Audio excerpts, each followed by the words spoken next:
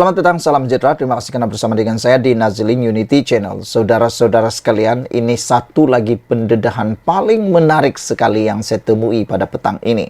Anda harus habiskannya karena ia memang paling menarik, lucu tapi benar, dan benar-benar lucu. Ini daripada Harapan Daily, runding dengan Singapura, gagal runding demi kawasan parlimen. Ini tentang peruntukan yang sebenarnya kita tak pernah tahu, tak pernah diberitahu oleh orang. Perdana Menteri kita telah pun membongkarnya beberapa kali di parlimen, dan hari ini timbalan Perdana Menteri yang kedua tampil memberikan kebenaran dan menyampaikan kepada kita yang tak pernah kita diberitahu. Beliau bertanya, adakah PAS benar-benar prihatin berkenaan keberadaan rakyat di 4 negeri yang ditakbirnya? Sekali lagi, pertanyaan besar ini, adakah PAS benar-benar prihatin berkenaan keberadaan rakyatnya di tempat atau di 4 negeri yang ditakbirnya? Ini persoalan yang perlu ditanya.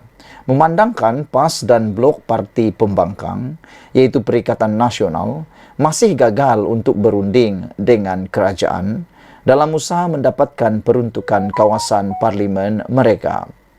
Timbalan Perdana Menteri Datuk Seri Fadillah Yusof mengesahkan tiada usaha rundingan dari pihak PN setakat ini. Kalau selama ini kita dengar ada orang kata mereka diabaikan, kerajaan persekutuan tak bantu dan sebagainya, kerajaan persekutuan tak memberikan peruntukan parlimen dan sebagainya, itu semua adalah perkara yang bohong. Kerana sebenarnya menurut timbalan Perdana Menteri Datuk Seri Fadillah Yusof ini, beliau kata sehingga ke hari ini tiada seorang pun, tiada usaha rundingan dari pihak Perikatan Nasional untuk mendapatkan peruntukan parlimen tersebut. Kata beliau, setakat ini yang jumpa saya cuma Syed Saddiq Syed Abdul Rahman saja, yaitu ahli parlimen Muar. Daripada Perikatan Nasional, belum ada surat rasmi daripada mereka, dan saya masih menunggu, kata beliau. Hairannya, dah 10 bulan kerajaan ini berjalan, masih belum ada apa-apa surat rasmi daripada Perikatan Nasional untuk membuat rundingan. Pernah ada perjumpaan dengan mereka, tetapi berkaitan hal-hal lain. Katanya kepada pemberita selepas merasmikan sambutan Jubli Emas Lembaga Kenaf dan Tembakau Negara di sini pada malam Isnin. Penulis pasti ahli parlimen tahu kepentingan dana pembangunan untuk kawasan yang mereka wakili. Namun, mereka langsung tidak peduli perkara ini. Jika blok PN masih teragak-agak untuk berbincang isu peruntukan kawasan, bagaimana mungkin mereka berunding dengan Singapura? Timbalan Presiden PAS Datuk Tuan Ibrahim Tuan Man telah mengumumkan bahawa 4 negeri di bawah pentadbiran Perikatan Nasional membincangkan kerjasama dengan Singapura. Kami telah mengadakan perbincangan mengenai fokus pembangunan di Malaysia dan Singapura. Selain itu, pertemuan ini turut membincangkan potensi kerjasama Singapura dengan negeri Kelantan, Terengganu, Kedah dan Perlis yang berada di bawah pentadbiran PAS dan PN, katanya dalam hantaran di Facebook semalam. Perlu difahami, dana peruntukan kawasan boleh diperoleh dengan lebih cepat berbanding pelaburan luar dari Singapura. Mengapakah Wakil Perikatan Nasional yang telah dilantik tidak berfungsi sebagaimana yang disepatutnya? Saudara-saudara sekalian, ini memang persoalan paling besar kita, yaitu mengapakah Wakil Perikatan Nasional yang telah dilantik untuk menjadi juru runding orang tengah tidak berfungsi sebagaimana yang sepatutnya? Sekian dulu untuk kali ini. Jangan lupa tinggalkan komen Anda, tekan butang subscribe. Kita jumpa lagi. Bye-bye. Selamat petang, salam sejahtera. Terima kasih karena bersama dengan saya di Nazilin Unity Channel. Akhirnya, Anwar Ibrahim umum keputusan yang paling ditunggu-tunggu. Selepas kemenangan di PRK Dun Pelangai beberapa hari yang lepas, Anwar Ibrahim membuat lawatan ke Sabah. Dan akhirnya, hari ini Anwar Ibrahim mengumumkan keputusan yang betul-betul ditunggu oleh rakyat Malaysia. Hari ini melalui Malaysia Kini, Anwar mengarahkan supaya disegerakan projek Lebuh Rayapan Borneo di Sabah. Bagi kita yang ada di Sabah, bagi kami rakyat di Sabah, pastinya ini adalah berita yang paling memberikan kita sukacita, memberikan kita kegembiraan. Kerana Lebuh Raya Pan Borneo ini adalah nadi kepada ekonomi dan juga nadi kepada pengangkutan di Sabah. Perdana Menteri Anwar Ibrahim mengakui pembinaan Lebuh Raya Pan Borneo di Sabah lebih perlahan berbanding di Sarawak.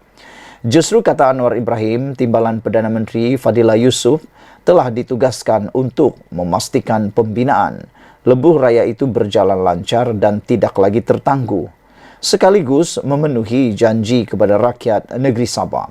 Ini yang kita mahu. Janji harus ditepati. Kalau inilah yang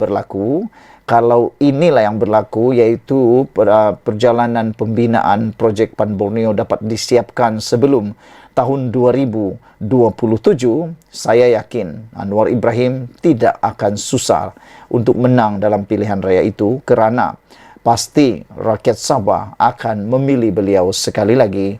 Yang penting janji ini, yaitu Pan Borneo, disiapkan dengan menepati seperti yang dijadualkan. Selain itu, kata Anwar Ibrahim, Kementerian Keuangan juga diarahkan untuk memastikan penyaluran peruntukan dapat dipercepatkan. Saya setuju, Pan Borneo, Sarawak hampir siap, tapi Sabah amat perlahan. Jadi tugas Timbalan Perdana Menteri yang kedua adalah untuk menyegerakannya, kata Anwar Ibrahim. Kementerian Keuangan setuju untuk fast track asalkan ada proses tender terutama untuk kawasan Sabah, kerana Pan Borneo ini berpuluh tahun tertangguh peruntukannya ada, kata Anwar Ibrahim. Oleh kerana kita sudah janji kepada rakyat Sabah dan Sarawak, jadi tidak ada alasan kita lengahkan. Malah dalam Kembara Kenali Borneo ada dibangkitkan kepada Yang di-Pertuan Agong Al-Sultan Abdullah Riyatuddin Al-Mustafa Billah Shah, kata Anwar ketika sesi pertanyaan-pertanyaan menteri di Dewan Rakyat hari ini. Dalam masa yang sama, Anwar berkata agensi penguatkuasa digesa bertindak tegas dalam memastikan tiada unsur rasuah dan ketirisan dalam projek pembinaan Lebuh Raya tersebut. InsyaAllah, kata Anwar Ibrahim, dalam beberapa aspek saya akan jumpa hari Jumaat. Tetapi dari sudut ketirisan, saya setuju. Kita kena tegas dan saya minta semua agensi penguatkuasa supaya jangan tolak ansur. Pastikan tidak ada lagi kebocoran dan ketirisan, kata beliau. Anwar menjawab soalan tambahan Muhammad Safi Abdal, warisan sempurna, mengenai kelewatan projek Pan Borneo Sabah berbanding di Sarawak yang sudah hampir siap. Selain masalah bekalan air yang berterusan disebabkan isu ketirisan. Untuk rekod, jadual Kementerian Kerja Raya mengenai 15 pakej fasa 1 projek Pan Borneo Sabah yang dijadual siap pada akhir tahun depan sukar dicapai. Ahli Dewan Undangan Negeri Adun Sindumin, Yusuf Yaakob, sebelum ini berkata, dia tidak yakin jaminan itu dapat dipenuhi berdasarkan perkembangan semasa kerja pembinaan di semua pakej tersebut atau terbabit. Katanya, cara kerja kontraktor yang lambat dan tidak tersusun, selain dilihat tidak profesional, menyukarkan projek itu disiapkan mengikut tempoh yang ditetapkan. Sekian dulu untuk kali ini. Jangan lupa tinggalkan komen anda. Sila tekan butang subscribe. Malaysia kita punya. Kita juga sama-sama cintai Malaysiaku. Bye-bye. Selamat petang, salam sejahtera. Terima kasih karena bersama dengan saya di Nazilin Unity Channel. Isu tentang bekalan beras semakin hangat dikatakan di Malaysia. Bahkan baru-baru ini sudah tak tahan lagi, akhirnya Anwar sendiri, Perdana Menteri Malaysia yang ke-10, tampil memberikan amaran paling keras kepada semua orang yang cuba-cuba mahu menipu, yang cuba-cuba mahu mengambil keuntungan, menyusahkan rakyat. Anwar Ibrahim mengatakan beliau tidak akan melepaskan dan dia akan mencari sampai kedapatan orang yang cuba menipu, cuba memanipulasi, cuba mengambil kesempatan atas perkara tentang beras ini. Dan terkini, satu sindiket penipuan beras telah dibongkar oleh SPRM. SPRM akhirnya membongkar sebuah syarikat di Kedah kerana tipu bekalan beras. Ini memang menarik kerana ianya berlaku di Kedah yang dipimpin oleh Muhammad Sanusi Maknur. Suruhanjaya Pencegahan Rasuah Malaysia SPRM berjaya membongkar satu kegiatan penipuan pembekalan beras sebanyak 28,000 tan metrik bernilai RM100 juta melibatkan sebuah syarikat di Kedah yang menyebabkan kepincangan pengedaran dan penjualan bahan makan ruji itu di negara ini. Menurut sumber SPRM, syarikat tersebut sebelum ini dipercayai mendapat kontrak pembekalan beras di Semenanjung Malaysia daripada sebuah syarikat pertanian milik kerajaan negeri bernilai lebih RM100 juta setahun, kira-kira 7 tahun lepas. Berdasarkan kontrak itu, syarikat tersebut telah membuat pinjaman bank sebanyak RM30 juta sebagai pembiayaan projek terbabit beberapa tahun lepas, katanya dalam kenyataan hari ini. Menurut sumber itu, pengarah syarikat berkenaan disyaki telah berpakat dengan seorang ahli lembaga pengarah syarikat milik kerajaan negeri bagi mengesahkan pembelian dan penghantaran 28,000 tan metrik beras setahun, namun pembekalan itu tidak dibuat. Yang menarik perhatian netizen hari ini ialah siapa ahli lembaga pengarah syarikat yang adalah milik kerajaan negeri ini. Yang menghairankan ialah kenapa boleh bersekongkol, berpakat dengan ahli lembaga pengarah itu dengan seorang lagi pemilik syarikat tersebut. Ini amat mendukacitakan kita. Seorang ahli lembaga pengarah syarikat milik kerajaan negeri sanggup melakukan perbuatan terkutuk ini yang telah pun menyusahkan seluruh rakyat Malaysia, khususnya di Semenanjung Malaysia.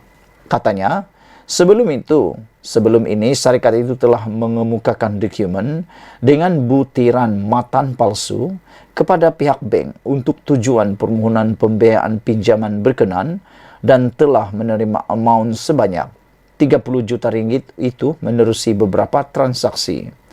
Sementara itu, pengarah kanan siasatan SPRM Datuk Seri Hisamuddin Hashim ketika dihubungi mengesahkan perkara tersebut dan kes disiasat mengikut Seksyen 18 Akta SPRM 2009.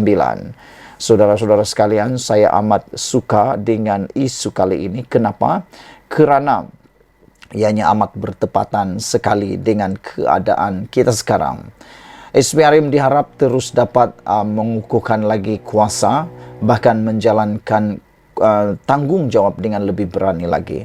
Semoga dengan pembongkaran ini, masalah beras yang mencengkam Malaysia dapat diselesaikan dan harap-harapnya ini tidak akan harap-harapnya perkara ini dapat membersihkan nama Anwar Ibrahim. Sekian dulu untuk kali ini. Jangan lupa tinggalkan komen Anda, tekan butang subscribe. Malaysia kita punya, kita jaga sama-sama, cintai Malaysiaku. Bye-bye. Selamat malam, salam sejahtera. Terima kasih karena bersama dengan saya di Nazilin Unity Channel. Ini seakan-akan kali pertama Anwar Ibrahim macam dah tak sabar lagi. Ini apabila ada perdebatan keras berlaku di parlimen hari ini. Sehingga kan Anwar Ibrahim tampil memberikan kenyataan yang jarang-jarang kita dengar. Kata Anwar Ibrahim, lihat keseluruhan temu bual. Jangan petik jawapan cut and paste. Anwar Ibrahim padu menyekolahkan Hamzah Zainuddin. Hamzah cuba-cuba untuk menemplak, untuk cuba-cuba membuat Anwar Ibrahim malu di parlimen. Tapi padu Anwar Ibrahim menjawab Hamzah Zainuddin. Dia kata, sila lihat keseluruhan temu bual, jangan petik jawapan cut and paste. Perbuatan memetik jawapan cut and paste ini adalah perbuatan orang pemalas. Orang yang cut and paste ini pemalas. Tidak habis apa yang dia dengar. Hanya sedutan-sedutan penting-penting saja. Ialah sekarang ini ramai cyber trooper.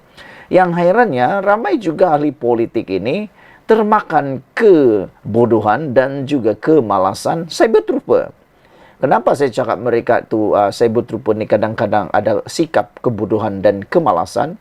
Kerana mereka hanya suka petik-petik, potong-potong ucapan orang dan lalu dihantarlah kepada media sosial dan ahli politik pula bulat-bulat terima pula apa yang sudah disunting, di cut and paste oleh segorombolan cyber trooper yang memang penuh dengan kebodohan dan juga penuh dengan kemalasan itu. Mereka copy and paste, lalu ahli-ahli politik ini pula tak tahulah, boleh-boleh pula percaya dengan cut and paste tersebut. Oleh sebab itu, kita memohon supaya ahli politik pada masa ini jangan terlalu percaya dengan cut and paste di dalam mana-mana media sosial. Dengarlah sampai habis. Itu nasihat Anwar Ibrahim. Lihat keseluruhan temu bual, jangan petik jawaban cut and paste, kata beliau.